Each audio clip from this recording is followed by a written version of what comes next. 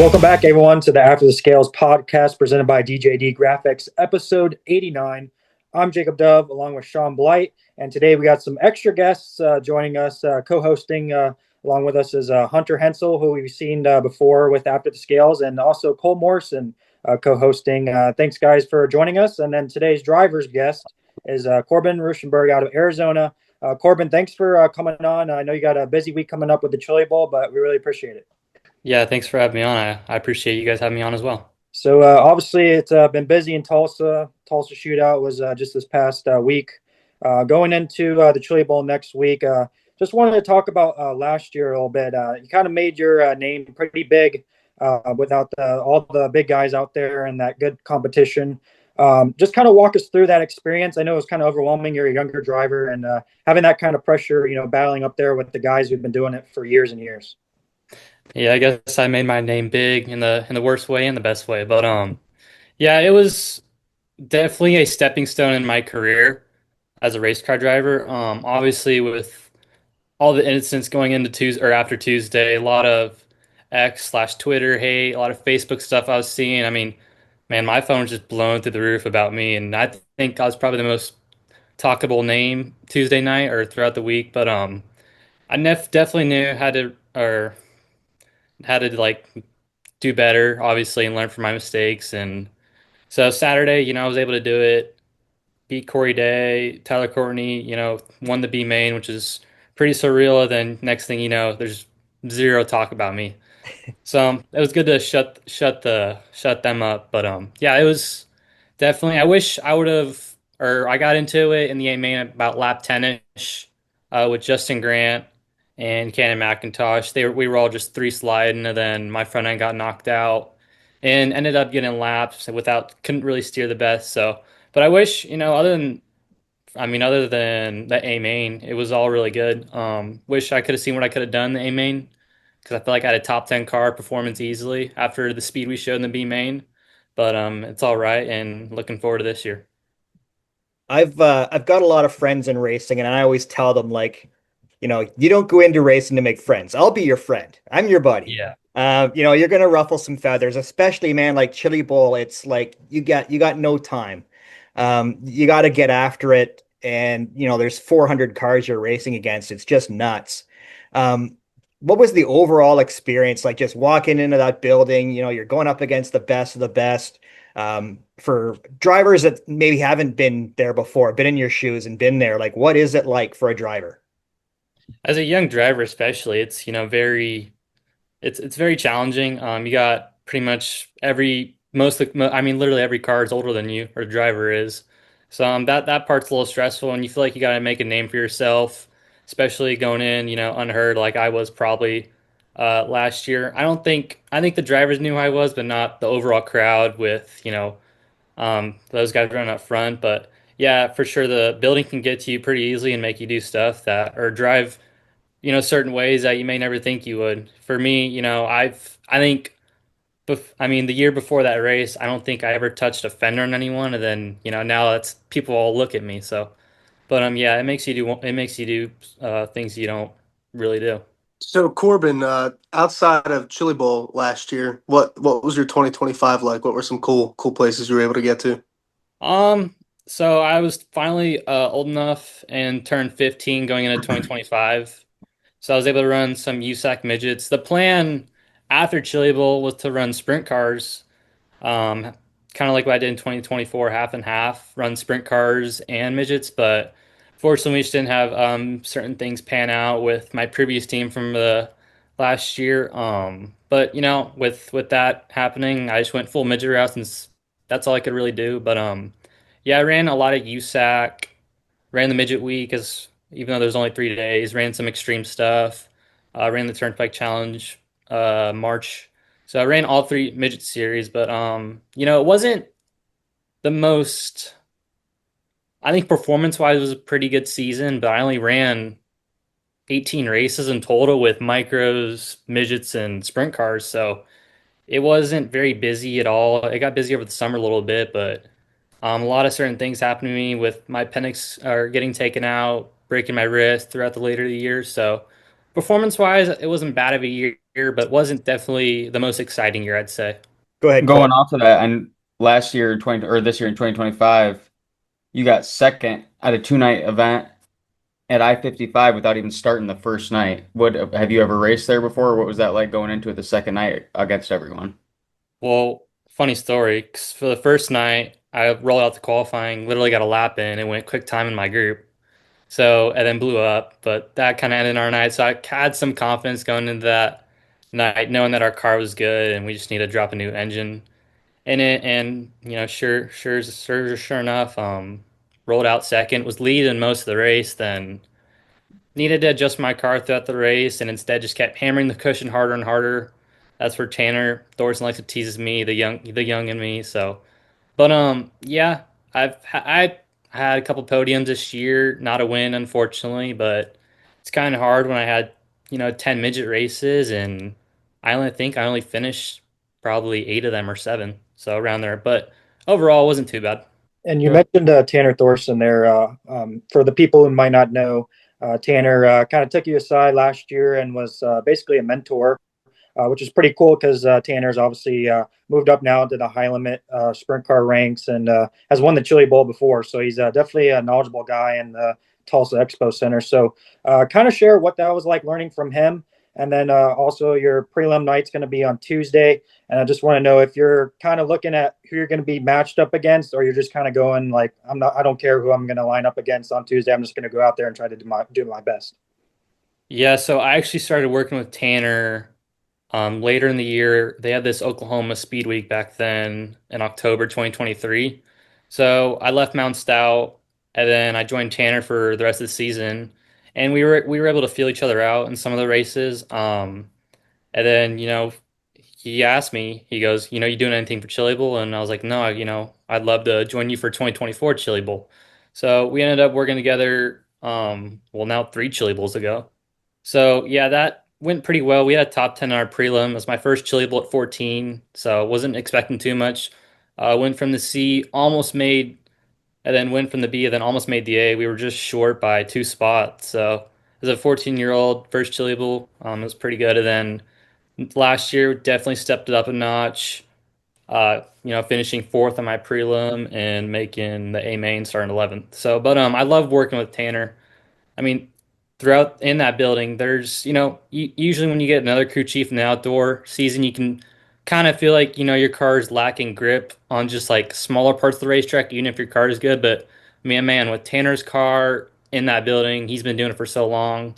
I don't think there's any place on that track where I don't have grip. So there's a lot of stuff that I see that, when I work with other people, because I work with some really cool drivers like T-Mez, Zach Dom, bunch of them. So I've worked with a lot of them, but Tanner just does things super differently and compared to all my crew chiefs and love working with them. For those that don't know, so Sunday is practice day. You basically get a few laps for 2 sessions. You don't get a lot of track time, especially for some of these guys that, yourself included. You broke your wrist, in October? You had your appendix out. Like, you haven't really been able to race recently.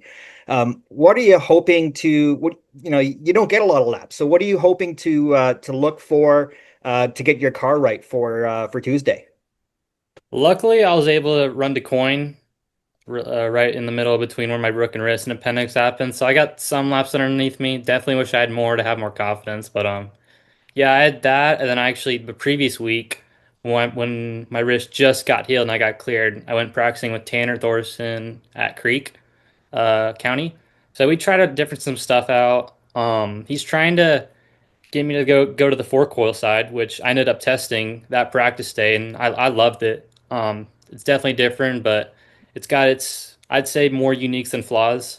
But he's trying to get me to go that route, but I just really don't know, how comfortable I feel good with them, but I don't know how comfortable I feel with them yet. It's definitely a harder type of style to race with. But I think I'm gonna go to the 4 coil side and practice, see how Tanner does in the Virock, and go from there. But man, you need every lap, every corner, for information when it comes to practice, because just like you said, you only get 2, 3 laps at most. So Tanner's always the guy that's doing something different in there, so it'll be Yeah. Cool to see you running four coils on that. That'll be cool to watch. So going back to this whole broken wrist and even the appendicitis thing, sounds like you're a pretty good lacrosse player. You're playing freshman lacrosse or varsity lacrosse as a freshman. How's that going for you? Just balancing that and the racing thing. It's actually been a lot. It kind of works out good though, since the season starts February and ends in April. So, it's kind of the off-season area with the racing. But yeah, the lacrosse journey, I've had really cool opportunities. I play with, a top 15 team in the nation with the club. I've been a part of the USA West box lacrosse team, so it's been it's been a pretty cool journey with lacrosse as well. But luckily it's kind of in the off season, the high school stuff is. And we're four-time state champs, so that was cool to be a part of a state championship with my freshman season and getting to see an eye opener of what that team really is. Yeah, that is really cool to have you Sure. have that success in lacrosse as well as racing. And I mean, you're a 15-year-old making the Chili Bowl A main. I'm sure you're getting pressure from racing people and probably lacrosse coaches to choose one, but it is really, really cool to see you doing both for sure. Yeah, it really is. Luckily my coach has been pretty cool about my racing. He's actually been supporting it ever since he knew about it. Like when I was going in eighth grade, since I go to private school. So we talked, and we were able to work some stuff out in a schedule where I can miss some and go race. That's awesome. That's cool to hear.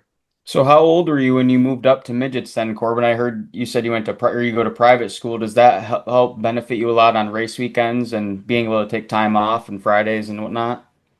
Yeah, the whole reason went to a private school was because I missed too much schools to race when I was in public. So I think it was second grade when I started getting really good in cord midgets and traveling a lot, and school was having a heart attack. My dad ended up having to go to court with that. So they moved me to private school, and we were to just work some stuff out, just take all my tests before, and they didn't really care as long as my grades were good, how much days I could miss. But I started actually racing midgets at 12. I ran 5 races end of the year when I was 12. Competed pretty good, won a couple of heat races, ran. I think my best finish at 12 was eighth, maybe. But yeah, so I ran that, and then ran midgets from 12 to 13. Ran a little bit of midgets, a little bit at 14. I think 7 races, mostly focused on the sprint car side, and then mostly ran midgets last year. So, Corbin, you were getting your health back, and now looking forward to the Chili Bowl. But now that we're in 2026, I'm sure you got some goals for this year for your racing, and I know you're still young and still trying to go through the dirt ranks. But I'm sure one day you probably have some aspirations to move up and maybe run a 360 or 410 sprint car maybe one day. Yeah, actually we bought in some equipment for next year. We're gonna run a lot of 360s, and I think we're gonna slow down the midget side. But yeah, we're going to be running a lot West Coast next season with some crew help from Tanner's younger years. He'll be my crew chief. But yeah, we bought two brand new cars, two basically of everything, motors, parts. So yeah, I'm looking forward to that. And depending on if I think we're going to sell one of our midgets and maybe get a 410 later the year. It's a lot of 410 stuff going on in California. So yeah, it'll be definitely exciting next season. That'll be my plans. Yeah, do you have any big races that you're planning on hitting up with the wing car? I've always loved Trophy Cup. That's that and Chili Bowl, dude. There's just something about those two events. I think those are the best events I've ever attended. But last year, unfortunately, I was kind of going into that event blind. I hadn't been in a sprint car in half a year, and I only ran 3 events this year. So that didn't go too well. But the previous year, when I was running for my team, Tanner Hurst, I got a full season under me and at 14 and Tulare, there's just nothing like that track too. You're up on the wall. The cushion is the wall. And there's a lot of times where it's rode the wall and came back down and went back. So, but I love that event. I did pretty good till I ended up on my lid. But yeah, that track, man, it's something else. So, I mean, in California, you got a lot of those bull ring type tracks, huge cushions. I'd love to get out there someday. I will. I'm from Pennsylvania myself, so we've got good sprint car scene here. But what do you think it is about those California tracks that pumps out these amazing, talented drivers year after year? Yeah, I think, my age and even younger as well, I'm just seeing a lot of kids who, I can see go through the sprint car ranks, midget ranks, and be successful. But I mean, the tracks we're racing under quarter mile, and sprint cars are, the meanest dirt car arguably out there. So, sometimes, I mean, you got to make room for yourself just because the tracks are so small and it's aggressive. Wheels are always in the air, and man, I love the cushion in California. California, whether if it's micro or sprint car racing, it's my favorite type of race, and I always enjoy racing California in the sprint cars. And yeah, there's just something about out there. All right, Corbin. So before we let you go and appreciate your time, we've been doing a Tulsa Chili Bowl trivia. We're asking all of our guests and drivers this week that are attending the Chili Bowl 5 questions plus a bonus question and see how you guys do. So whenever you're ready, I'm going to shoot them off to you. Yeah, let me hear them. All right, the first one's kind of tough. So what is the nickname of the University of Tulsa? It's about 2 blocks from the Expo Center. It's whatever their mascot is. The nickname or the mascot? They have a nickname. It's just their mascot. Is it Honey something? Honey Badgers, whatever they are? That is incorrect. That's Wisconsin you're thinking of. Okay. Golden Hurricanes. Moving on, which driver has the most Chili Bowl wins? And this is just Chili Bowl, not Golden Drillers of all time. Swindell's probably Sammy. Correct, Sammy Swindell. What year was the first Chili Bowl Nationals? Well, if it's the 40th Chili Bowl, then 87. Correct. First one to get it right. First one. All right. Do you know why they call the statue the Golden Driller?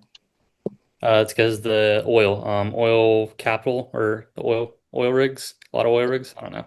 I'm starting to think Corbin watched our other videos. I've actually never. So I was thinking about watching I've actually lived in Tulsa for 2 years when I micro raced, so I know a little bit about Tulsa. Corbin's already doing really good. So, all right, the 5th one is who won the Chili Bowl Nationals last year? Larson. All right. Now, this is the bonus question, and you're a little bit young, so we'll be surprised if you get it, but who sang the song Tulsa Time? Shoot. Definitely a country artist, but I have no idea. No guesses? No, I can't even name one. It's Don Williams, so we didn't expect you to get it, but You're It's still good the to know. still the leader in the clubhouse, Corbin. Well done. I am the leader. Oh, okay. Won't be for long, probably, but yeah, thank you guys for having me. This was really fun, and hopefully you guys know a little bit more about me now.